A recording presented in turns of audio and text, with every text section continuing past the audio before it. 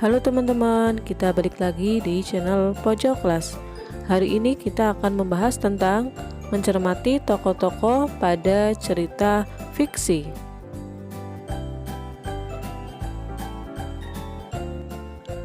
Untuk tema 8, subtema 1, lingkungan tempat tinggalku, dari kelas 4 SD. Mupel Bahasa Indonesia. Apakah teman-teman pernah membaca, mendengar, atau menonton cerita Kancil dan Buaya, Lutung Kasarung, Kisah Bangau yang Angkuh, Tangban Perahu, atau juga Maling Kundang? Mereka itu adalah contoh-contoh dari cerita fiksi.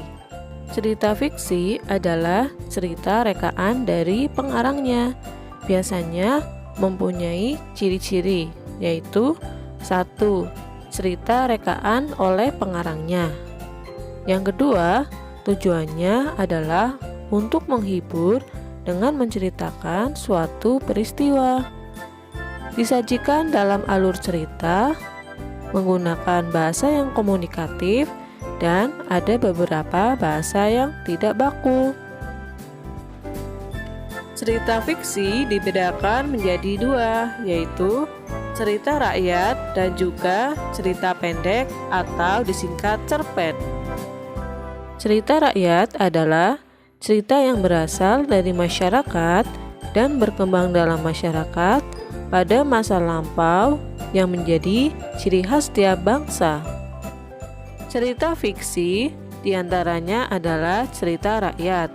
Cerita rakyat mempunyai beberapa jenisnya, antara lain adalah cerita jenaka atau yang membuat orang tertawa atau terhibur. Yang kedua adalah mite, yaitu tentang kepercayaan. Yang ketiga adalah cerita fabel atau cerita tentang hewan. Yang keempat adalah legenda yang menceritakan riwayat suatu tempat. Yang kelima adalah saga, cerita sejarah atau kepahlawanan. Cerita jenaka adalah cerita pendek berisi kebodohan atau kecerdikan seseorang dan menimbulkan senyum atau tawa bagi pembaca atau pendengar. Contohnya kisah Pak Padir dan kisah Pak Belalang. Mite adalah cerita yang berhubungan dengan kepercayaan suatu benda atau peristiwa gaib, alam gaib, atau yang dipercayai mempunyai kekuatan gaib seperti dewa, peri, dan Tuhan. Contoh ceritanya adalah Putri Tunjung Bui dan Putri dari Bambu atau Putri Kaguya.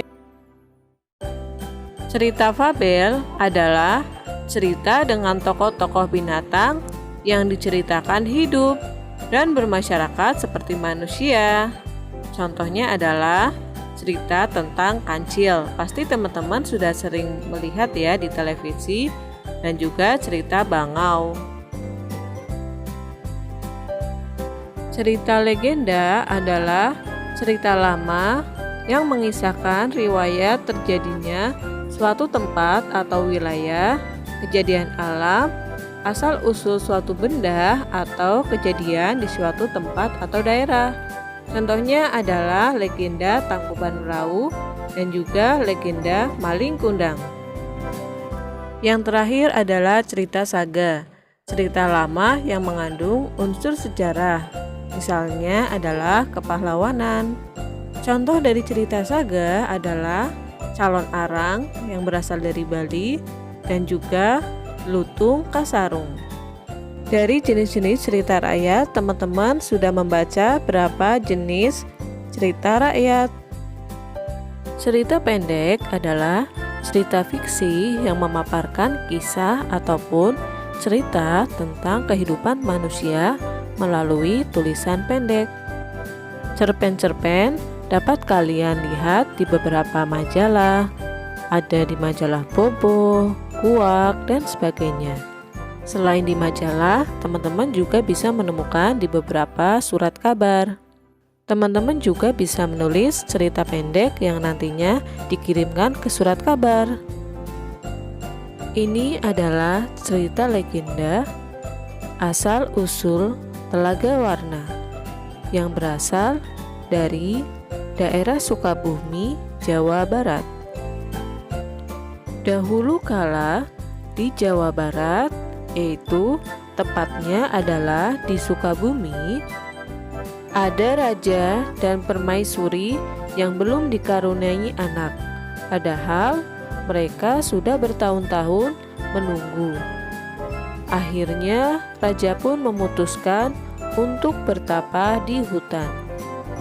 Di hutan, raja terus berdoa kepada Yang Maha Kuasa dan raja meminta agar segera dikaruniai anak.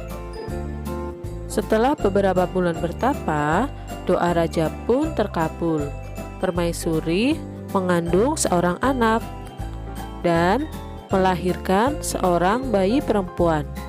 Raja dan permaisuri sangat bahagia.